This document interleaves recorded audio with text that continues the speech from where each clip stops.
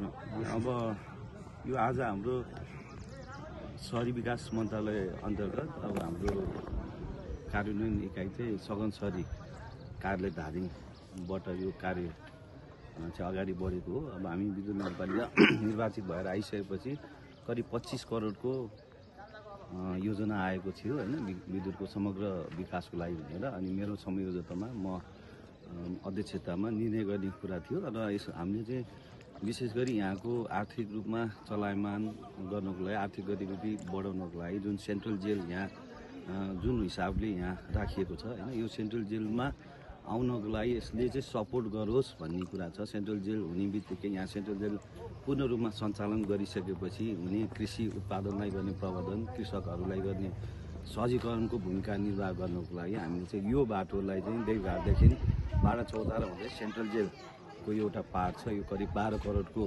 लागतमा यो टेन्डर भएर चाहिँ टेन्डर परेर आज शुभारम्भ भएको छ यो कार्यक्रम हैन। यसले चाहिँ सेन्ट्रल जेललाई जाने कुरामा सपोर्ट गर्छ भने अर्को हाम्रो वैकल्पिक मार्गलाई पनि यसले चाहिँ मद्दत गर्छ।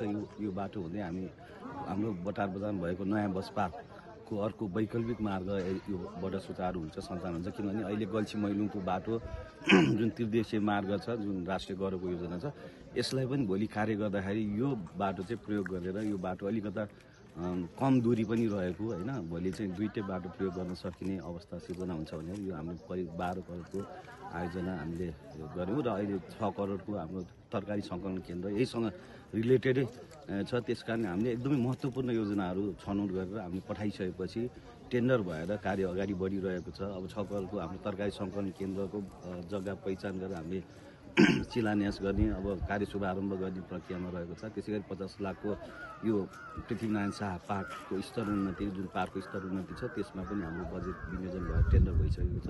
25 लाख हाम्रो बटार बस पार्कमा 25 लाखको स्मार्ट टोयलेटको काम सुरु भइसकेको छ, त्यो सम्पूर्णतातिर जान लागिरहेको छ। त्यसै गरी नुवाकोटको टुरी खेलमा पनि 25 लाख बराबरको हामीले स्मार्ट टोयलेट शुभारम्भ गरिसकेको अवस्था छ। त्यसै गरी वडा नम्बर 13 चाहिँ अलिकता विकट पनि भएको कारणले वडा कार्यालय पनि नभएको अवस्थामा 1 करोड 25 लाखको हामीले त्यहाँ पनि बजेट विनियोजन गरेर अगाडि बढिसकेको अवस्था छ।